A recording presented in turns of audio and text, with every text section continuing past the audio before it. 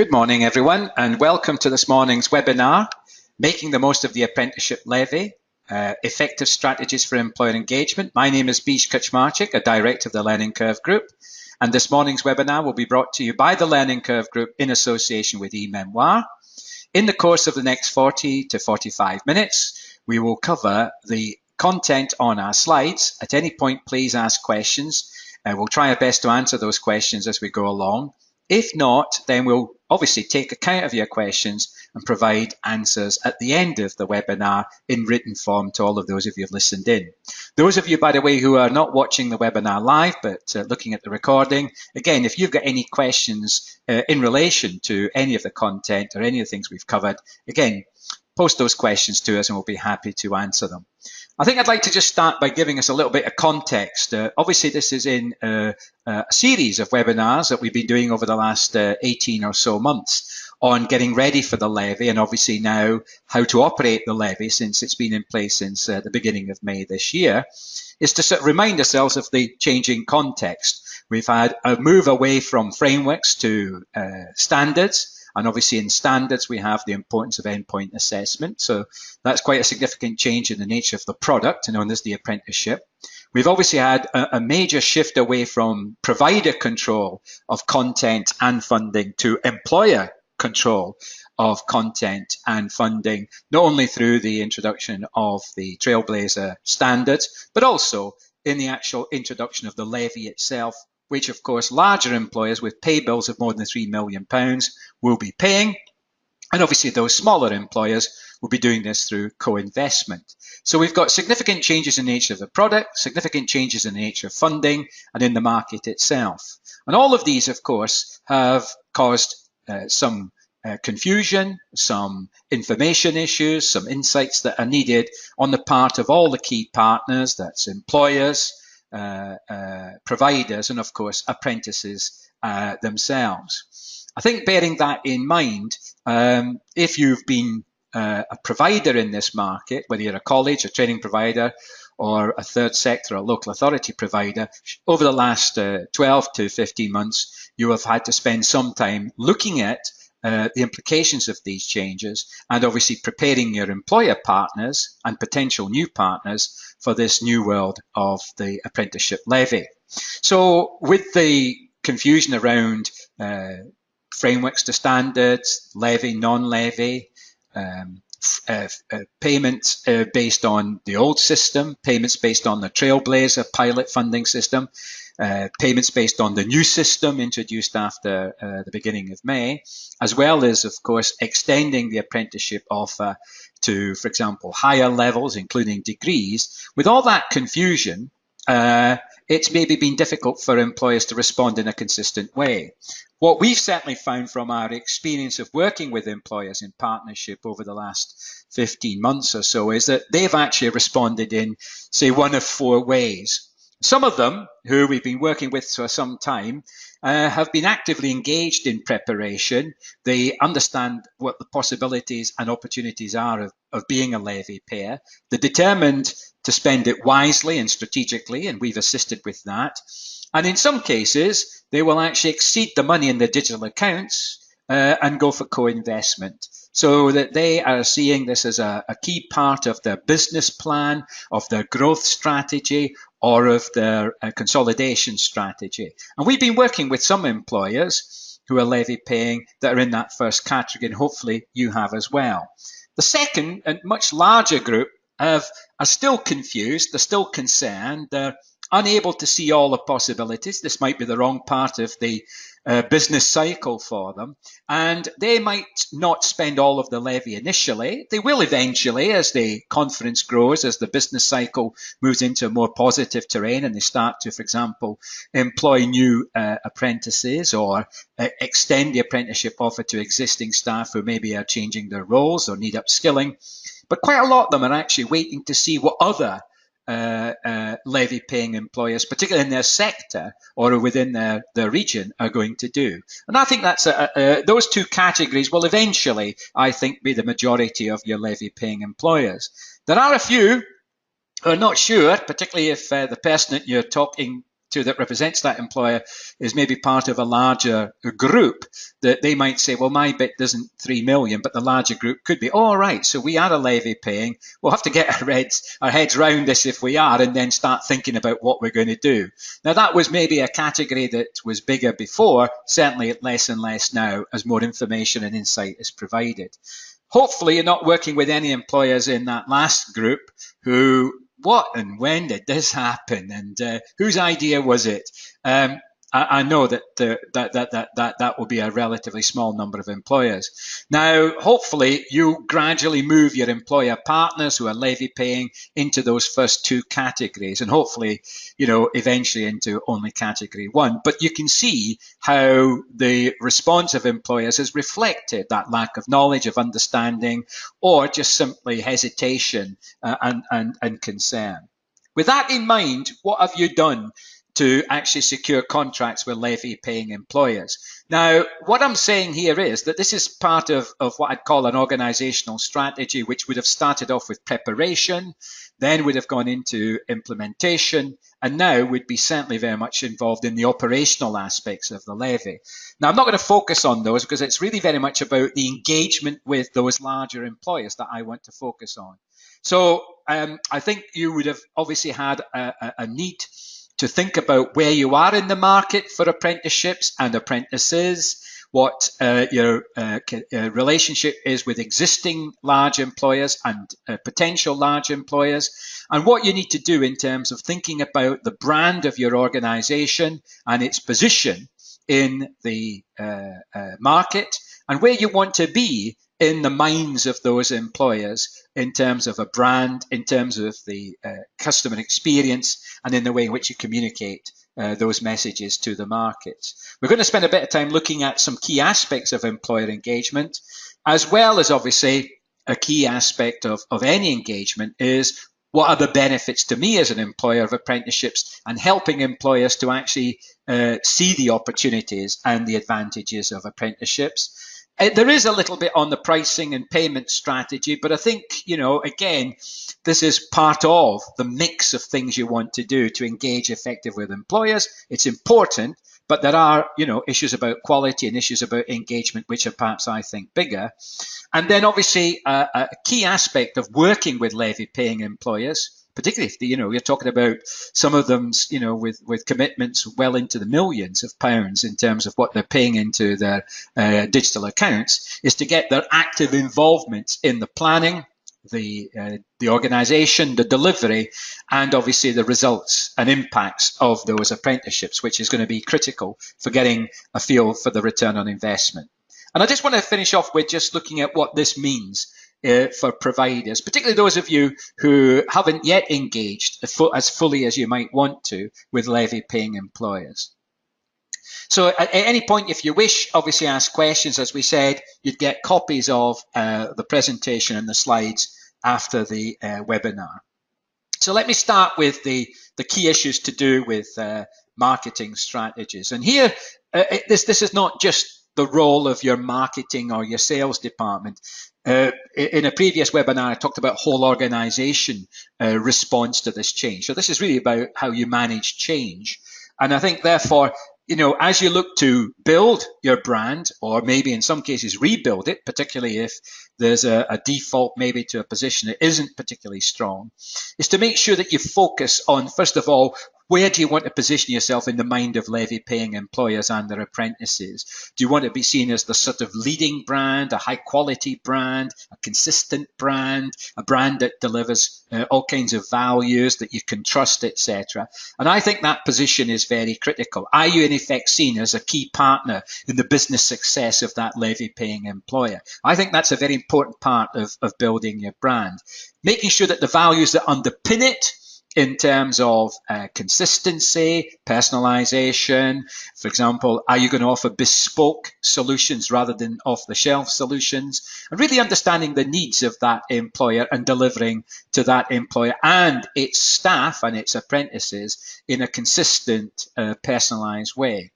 And I think underpinning all of this, obviously, is how all of this translates into the journey that that employer undertakes, that customer journey and the apprentice, as well as the experience that the employer and the apprentice has of that journey in terms of the feelings and the emotions connected to that. And I think that also then leads into the way in which you communicate. What tone of voice, what kind of personality do you have in terms of your relationship to employers? And is it that sort of informal, friendly personality, tone of voice that you communicate through your website?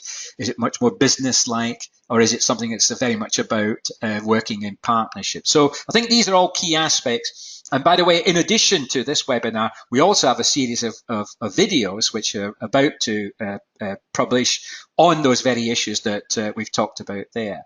So I think the customer experience is the critical part of my marketing and branding strategy. How does it bring the brand to life so that we've energized all our staff, our sales staff, our marketing staff, our workplace assessors, our tutors, our support staff, our finance staff, our reception staff, so they all see the importance of this new position in the market and the new product known as the apprenticeship standard and endpoint assessment. So we're all involved in making sure that whoever the employer is, if they're a levy-paying employer, that they and their staff and their apprentices have a consistent, high-quality experience. Remember, every time you accept one of those vouchers for an apprentice, you're putting at risk what that person's experience is of you, the reputation that you have with them and their employers, and obviously what that could mean for things like future business, Ofsted, inspection grades, etc. So I think this is very much about how you develop a relationship with the levy-paying employer.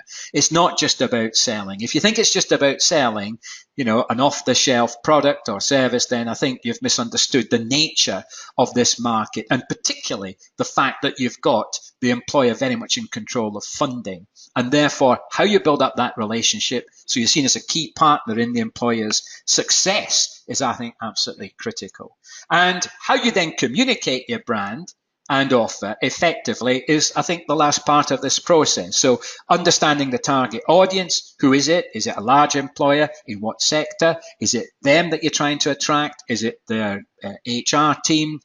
Who buys the training? Is it the line managers that you've got to influence that are going to say, put forward this person for an apprenticeship, or let's recruit a new apprentice out of, say, schools or colleges? So I think that's very critical, as well as obviously making sure you've got the right method of communicating with them, with employer events, mail shots, site visits, even guest presenting, organizational training needs analysis, all the different ways in which you communicate that key message that is your brand and what underpins the brand.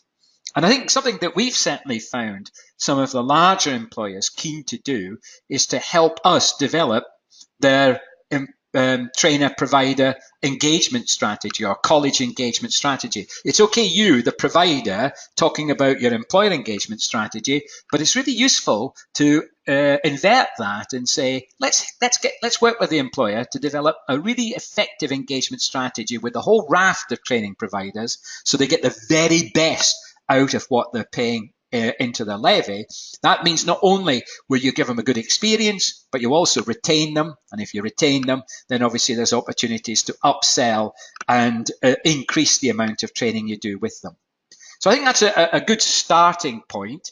In terms of then making sure that that engagement with the levy-paying employer is really consistent and it's well informed, I think it's a good idea for all of us as providers to put ourselves in the employer's shoes, because remember, the provider the employer that's paying into the digital account will be using either the apprenticeship service or direct contacts with you to actually say, well, look, there's quite a lot of providers in our area that provide that level 3 apprenticeship in X.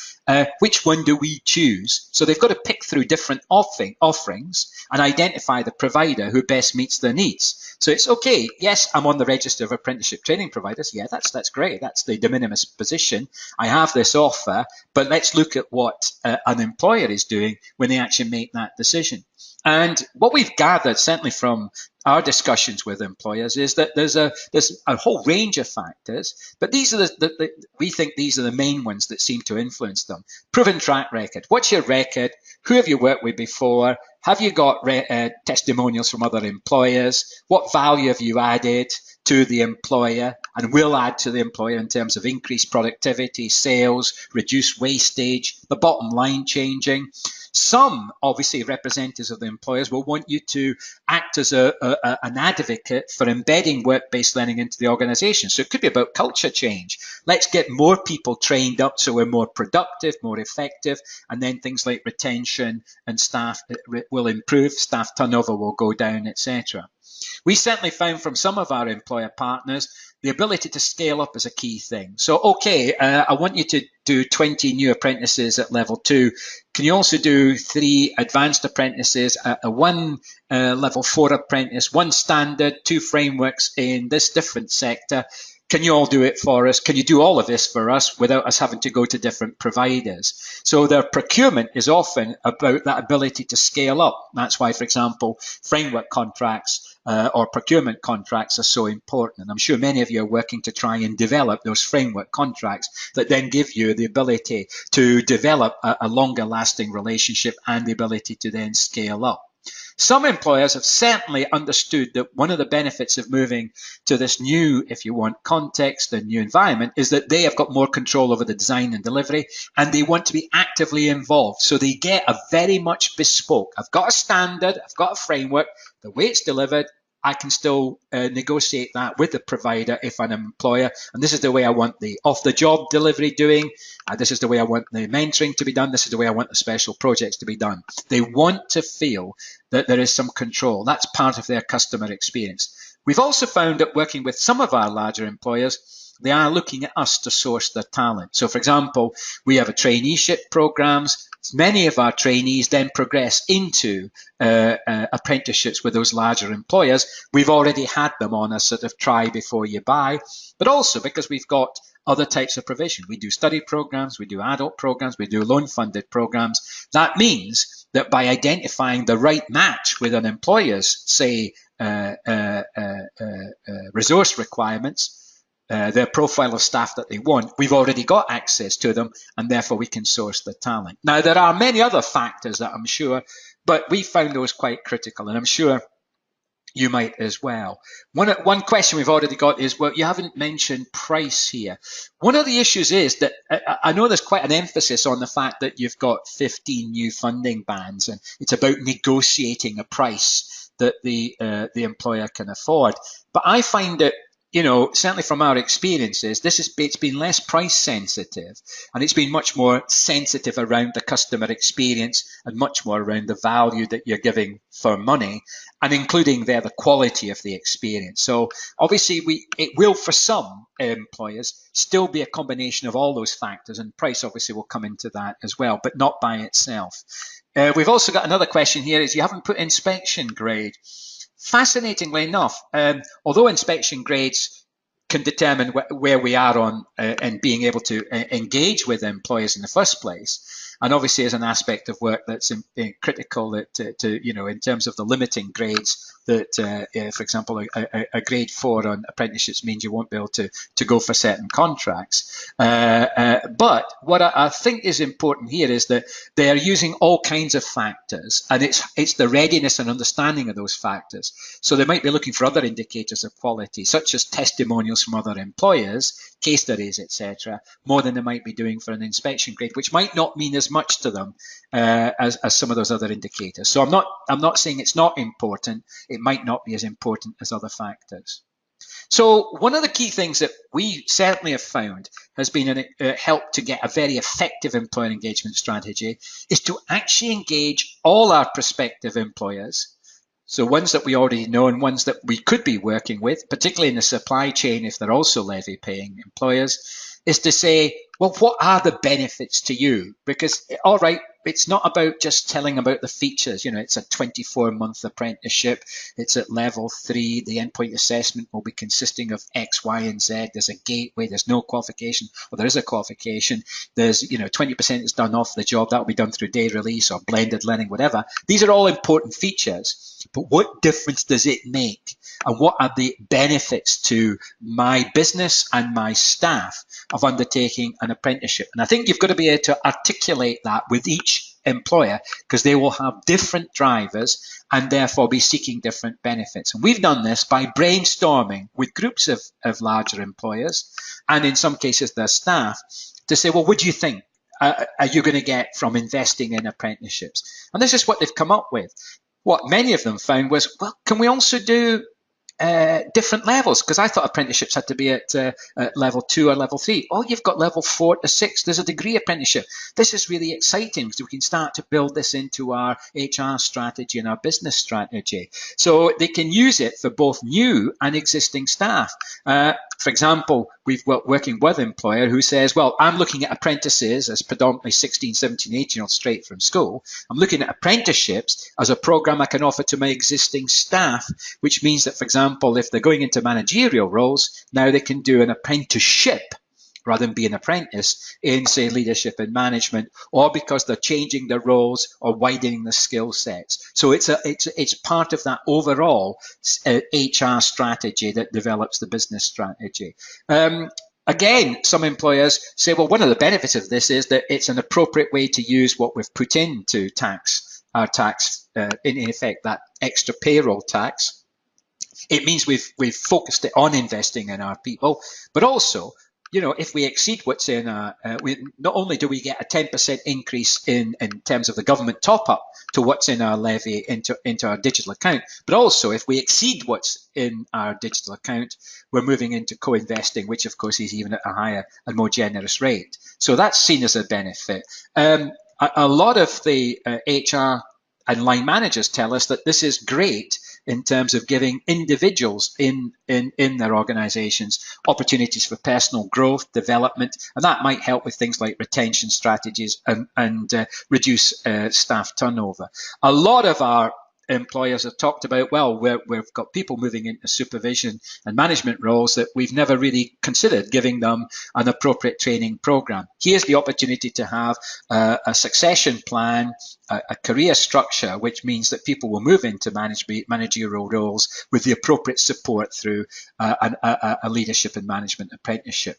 What again, moving from frameworks to standards, a lot of the employers have talked about, oh, this is more fit for purpose. It suits our needs. It's more bespoke. We can shape it the way we want. And this is something that they see as a significant benefit. Even in the way in which, for example, the off-the-job training is done through projects, for example, or shadowing or whatever. It's not just the day release model. They see greater opportunities there. Some employers are still asking for recognized qualifications and accreditation, which obviously is inside the existing frameworks. Sometimes it's not within a standard, and therefore they ask for it as an addition. Clearly, we have to charge them for that outside of what's in the funding band, but they are seeking that for all kinds of reasons. It's obviously a badge of good quality, but also it's part of the strategy for retaining staff. I think a lot of them say that the big difference is they're seeing a significant growth and improvement in the competence and capability of the staff. And this is where staff testimonials from other employers and case studies is so powerful. Can you start to show that £1 spent on a level 3 apprenticeship is bringing in £28 return? That type of data is critical. We've also found that some employers want to be able to attract good staff, talent, and also retain the staff. And therefore, by investing in apprenticeships, they're able to say, this creates a great place to work. We want to be the #1 employer for people to go with talent, with good experience, or for a good experience to work. I think, again, for the HR teams and also for some line managers, it means it gives them some kind of structure to developing their people, pathways that can show that you go from level 2 to level 3. That means you take on supervisory roles. Then we've got a 4 to 6 program. So we've got these clear pathways that also mean that that investment in people is developing that business and producing some of the gains that you want from that investment in higher productivity, innovation, change, etc. There are a few that say that this helps to build on a legacy and reputation we've always had as a good employer. It also helps us to show our social values, and I think that's another aspect we've helped. We've found, particularly from some of the finance companies that we're working with, they're seeing this as part of a clear strategy for managing quite significant change in the organization. maybe to much more of a customer-focused organization, as well as obviously changing the culture of that organization. So it might be about becoming more commercial, more business-like, or perhaps much more socially responsible. So you can use the apprenticeship programs for those changes, for example, in the finance world or the world of customer service. And some employers just want to say, look, it's a very competitive, we're looking for talent, we just want to be the employer of choice. So you can see all those benefits coming. And ultimately, one area that I think we've found has certainly helped to engage employers is to start to produce some impact measures that show what the improvement in performance is of the business, consolidation of position in the market, growth in productivity, growth in sales, growth in profits, and therefore they can start to measure the return on investment. Now, I'm sure those of you listening in, you will have found other discussions with employers, but we certainly think it's a good starting point to say, what do you think are going to be the benefits of investing in apprenticeships? Have you thought about this? If they don't generate themselves. And certainly found by working with 70 employees recently in a meeting at Wolverhampton, that actually stimulated a fair bit of discussion and even more benefits came out of that. And that, I think, to some extent is important as part of saying, and this is what that levy payment actually brings you, rather than just seeing it as a cost and something you're going to write off. I think the pricing and payment strategy is critical. And I think we've got a question, by the way, would we also do that after the levy-paying customer is committed?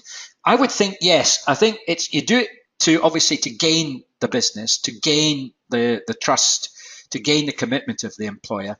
I think it would be good practice to periodically review whether that investment is actually paying off in terms of those benefits. And we would suggest you do that not just for quantitative data, but also qualitative data. For example, would you meet with the individual employer or group of employers or some staff from those employers and say, what kind of feelings, what kind of emotions, what kind of benefits are you still getting? How do you feel about that experience as a customer, either as an apprentice or as the employer of the apprentice or as the training manager, and see if that comes back, that qualitative data, because then that allows you the opportunity to see what things are working and what might need to change. So I would certainly have focus groups meeting, say, every 3 months, maybe every 6 months, to get that softer. It allows you to dig underneath what is actually the experience. Because the bigger issue for me in engagement is not getting the first engagement, it's the continued engagement of that employer in apprenticeships. Now, pricing and payments are important because every apprentice will be placed in a funding band since the 1st of May. And obviously, employers can seek to negotiate the best price for the training and assessment. My bit of advice is, and certainly we've found that whatever the band is, we always emphasize the quality of our provision, the customer experience, and all the added value through the benefits. And therefore, we always start at the top point on any band. So, for example, we've got some band 11 apprentices. Well, with those employees, we just simply said the package that you get, including endpoint assessment, is £15,000. And because of all the qualitative stuff, they certainly have not found that a problem. In fact, in some cases where they've not been a qualification, they've paid for the additional qualification. The incentives are things like it's bespoke. We customize it around your individual business and your individual employer, individual apprentices. So there's a quite clear distinctiveness that we introduce into this, particularly from any other providers or from what they might have experienced in the past. We also, of course, are trying to get those added value propositions over that will help you with recruitment, will help with a culture change. There are other things we can also do for you, such as CPD, which is not financed through the apprenticeship, but we are able to give you at beneficial rates and prices. I think what's also critical is that they understand that they have got a role in this process, and therefore, as part of the contractual, we have those key commitments that the employers must make. Many employers ask, well, what's the easiest way of paying? So we've got BACS, direct debit, credit card arrangements, PayPal. We've had to extend that. We now have a credit license, obviously. that make it easy for the employer to, for example, where they want to pay us more than the value, or obviously for non-levy paying employers, where obviously their 10% contributions coming to us. I think what some levy paying, even though they might have, reasonably big, but there are quite a lot of what I'd call businesses whose levy payments will be between 10,000 and 100,000 a year. That's a massive market, by the way. They will often want support with administration of the process. And obviously you will therefore, if you can offer them, that's bound to also help get the business with them and also engage them in what I'd call the spaghetti that sits behind what the top line looks like, all the admins, the contractual stuff, the monitoring, etc., that we can certainly say, well, we'll take a lot of the strain off you for that 15 grand. We're also giving you this in terms of these added aspects of service, which means that there's less hassle for them. Obviously, they will manage the payment through the digital account. We don't have access to that. But all the other stuff, like tracking the learners, etc., that's part of the added value. So I think that's very important. And I know that some of you have commented on, for example, helping them with the tracking of students, offering them access to one file and things like that, critical. So what I really want to sort of conclude with is, what does this engagement look like? We've talked about marketing and branding. We've talked about pricing. We've talked about employer engagement. We've talked about selling the benefits as well as the features. And that engagement, I think, has to happen at different levels between your leaders of your organization, with the top people in those companies, with the HR teams, with the training teams, with the line managers. I think they've got to be critical partners, as well as with the individual workplace supervisors and apprentices themselves. What we really want to get over to the employer is that their involvement is, first of all, they have to personally commit to whoever it is that's making those decisions, those purchasing decisions, must personally commit on behalf of their organization to supporting those apprentices. We've got to have that. Once they've said that, yeah, let's commit, let's recruit new apprentices, or let's reskill and retrain existing staff. Then they've got to be able to find that apprenticeship service provider through the register, through the apprenticeship service, or through other means. You've got to clearly have a position in the market. You must be in the market for them to recognize you. If you're not there, they won't find you. So why would they do business with you? And then agree the price and the conditions and the terms. That's critical.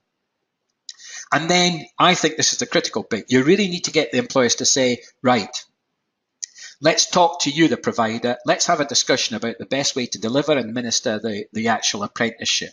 So where's the off-the-job training going to happen? How's it going to happen? How frequently are going to be the meetings? How do we assure consistent and fair and quality service for our apprentices and our business? And then obviously make sure that all of that then fits into the detail of the administration. And that means that all of those on the job and off the job day release options and different ways in which the 20% is going to be delivered is actually agreed, and it's fit for purpose for that organization. So the organization might say to you, we'd prefer to do 30-day blocks of projects where we do all the off-the-job training through projects and shadowing. That's great. That's what fits with that business. And I think that's the key thing. I know one of you has already asked, where's the flexibility around the off-the-job training? Well, the off-the-job training, if you look at the new guidance, is quite a wide range of things. It's about using a bit of imagination, sitting down with the employer and their representatives and saying what will work best for you, a mix of, say, blended learning. So maybe some blocks or day release with some time for reflection, shadowing, special projects, whatever. And I think that's got to be something which is fit for purpose for that particular employer, not one model. You can't say, look, everyone has to do the day release on a Monday. They're all going to come in at 9 o'clock and stay till 9. That won't work. And I think that is a significant change in the way in which we operate. Remember, the employer is controlling the funding here. They must get a value for money, and they must get that fit for purpose is a key driver of their decision making. And then I think it's about harnessing all the different aspects of learning, particularly the practical learning they're doing in the workplace with a workplace mentor, coach, line manager, and obviously the off-the-job training that you're doing, and all of that being brought together in some practical assessment, whether it be the framework or the endpoint assessment for the standards. I think the coaching and mentoring of the apprentices got to be a key aspect of the employer's responsibility. They can't just rely on you. And I know one of you said the problem is they won't. They will rely on us to do most of the coaching and mentoring.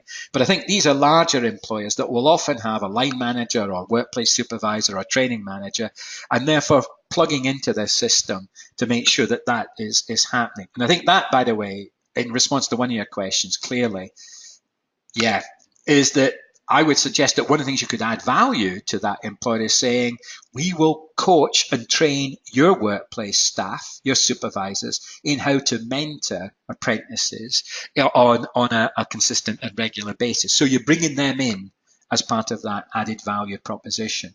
And then I think we've really got to see the employer actively and openly supporting the apprentice right through to completion, to the endpoint assessment, particularly because they've got to sign off the apprentice through the gateway if they're going on a new standard to endpoint assessment. And I think wherever possible, we can use specialists to deliver gaps in internal capability. Now, that can either come from us, the provider, so the employer might not be able to cover that particular part of the standard. We can through one of our practical workshops. That's great. Similarly, they can do that for us. I think the most important thing in employer engagement is really to say, we've got to be able to get the employer to see that every time an apprentice completes their program, goes through the endpoint assessment or completes the framework, that there is a celebration, and we're then cheering on that apprentice to the next stage of their personal development, and obviously the success of their business. So I think all of these are key aspects of where, we've got to get the active engagement. So it's not just about treating the employer in a passive way. This is, I think, part of the culture change. It's part of the significant move to much more employer control. Now, I know that a few of you have already commented that, I'm being a bit skeptical about whether employers will engage in this. I think that first group of employers who are actively engaged are already doing this, maybe. So you'd already find that the introduction of the levy hasn't actually changed very much. But I think we've got to look at this in two ways. It's a change in our behaviours to being something that's more flexible, more responsive, much more customer experience focused, but also changing the behaviours of the employers and the employer's staff who might be supporting those apprentices. So again, thanks very much for the questions. What are the sort of implications then to sort of conclude from, making the best of the levy and actively engaging with employers? I think the key thing for us as providers is to really understand the changes to the apprenticeship market and the products, how this is much more about employer control and much more about the products being bespoke based on the standards. There's a lot of flexibility around that, but of course, clearly the assessment's still got to be done to the standard. So I think that's got to be understood.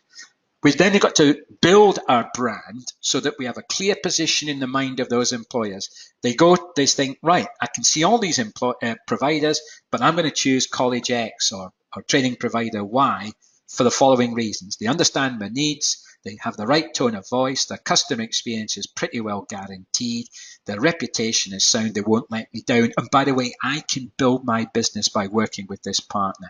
That's where you want your brand to be, in that position with those values, with that great customer experience. I think we then got to build and maintain those relationships. So this is not just about selling. That's an important aspect if you're doing a pitch, particularly to an employer you've never worked with before. But how do you maintain that relationship, particularly so that you can then retain that business, retain the apprentices to completion, and then move on to other apprentices, to other types of training, and particularly upselling to things like full cost and other types of activity. So I think a key message that's coming through this webinar is something that we talked about before, which is we need to change the behaviours of all the staff in our organisation. To what? I think you can't do that. It's okay, a leader's saying we need to change behaviours, but to what? We're talking about all our staff, workplace supervisors, assessors, tutors, people that work in reception, finance, our for example, sales team. To what? And I think we've got to be clear about what kind of changes we're talking about. Us as leaders, We're looking at, much more customer focused. Okay, define what that means. What does that mean? What kind of behaviours will we see if our staff are like that? Treating employers and their staff with appropriate respect, so that our reputation is maintained. Hopefully, you're doing that with all your learners, not just the levy-paying employers and their apprentices. But I think you've got to be clear that this is much more about being more commercial, much more customer focused, responsible, flexible, and not just simply to say, well, we've always done what we've always done. That's not a good model. But, changing behaviors to what? Define those different behaviors. And don't just say, right, we're going to change the culture to be more commercial or more, customer focused. What does that actually mean in practical terms? And then making sure that we do what we need to do to support the staff, so reception staff, our data staff, so that they have got that access and those capabilities to change those behaviours. I think the key thing for me is that this is very much a major change in how we offer apprenticeships. Do we personalise it for the employer, first of all, so it's bespoke and it doesn't look as if it's, in other words, although it's a standard of framework, the way we've shaped it is very much around you. It's fit for purpose. But also, for each individual apprentice, it's seeing them as an individual customer, right? They're not the paying customer, but they are the proxy, and making sure that they get the very best deal, because they will talk to their boss, they'll talk to the supervisor about how often, for example, the reviews were occurred, what was the result of the review, did they get the feedback straight away, do they think they're learning, and is this a worthwhile experience? We need to make sure we see that very different for each apprentice. They've all got different start points. They might all be going for the same apprenticeship, but all very different. And that includes, obviously, the support for them around learning support and pastoral support. And I think quality of all aspects, if you're building your customer experience consistent with a brand that says, we want to be the number one provider of learning in the work-based learning sector, or in this sector, in the power industry, then you've got to make sure that quality, and that's not just in Ofsted language, but the quality of all the experience, the customer experience, is maintained and it's consistent. And whatever it is that you want to be distinctive, that has to be something you focus on. So it's not just about delivering the basics, right? Where you'll have a training plan, you'll have regular review meetings, you'll have feedback, you'll have access to qualifications, you'll have access to endpoint assessment. These are givens, these are basics. What makes you distinctive? So, it's the exciting, 30-day project when you go and do bring, 30 different jobs in 30 days, which we saw with one apprenticeship provider. It's the all the feedback is instantaneous and it's constructive and it's consistent. It's done through your phone, through one file or whatever. So that you have got something distinctive about the offer you're making. And I think ultimately, that's going to be a challenge for us, because if we want to effectively engage and make the most of the levy, our leaders, our organisational leaders and managers have got to understand all of this, and they've got to be able to engage all of their staff at all levels in those changing behaviours. Without that, we're not going to get this effective approach that we're looking for in terms of employer engagement. So, to summarise, we're driven by our brand and what it says about us. So do you want to be the Audi of the apprenticeship world, or the VW, or the Seat, or the whatever of the apprenticeship business? Where do you want to position yourself? Leaders like ourselves have got to say, this is how our customers, this is how the levy-paying employer, this is how the apprentice or the established worker on the apprenticeship should feel. And they should feel like this all the time, consistently. How do we make it happen? We've got to engage with all our staff to make sure, because it will be our reception staff that will actually determine, our registration staff that will do that, our MI staff who will make this process work really well, our customer services staff, our tutors, our workplace assessors that will actually make it happen. But us as leaders, we must determine what we want that culture to be like and what it should feel like. So hopefully you would find that valuable. As I said, an opportunity to reflect on some of those messages. Thanks very much for the questions that you've posed. And clearly, there are, for those of you who are listening in, opportunities to play this recording with your staff in, say, a team meeting or individually. And then if you've got issues that you want to come back to us or questions, please do so. Here are some contact details. So if you're keen to work with Learning Curve Group, please do so. If you want to email myself directly, there's also my mobile phone. We're quite happy to come in and work with you to help develop your employer engagement strategy or to make a business success of your apprenticeships. So hopefully that's worked for you. And as I said, it's part of the series. In a second, we'll stop recording. But Marek, are there any more questions that are coming our way? I think there's just a few we're just going to continue with after we stop the recording there as well. But again, thank you very much for the input from everyone. Some superb input. Thanks again for that, Beej. And I'd really like to thank also the Learning Curve Group for the support for this webinar. Thanks very much, Marek, for your support, and again to Learning Curve Group as well. Thank you very much then. We'll stop the recording now.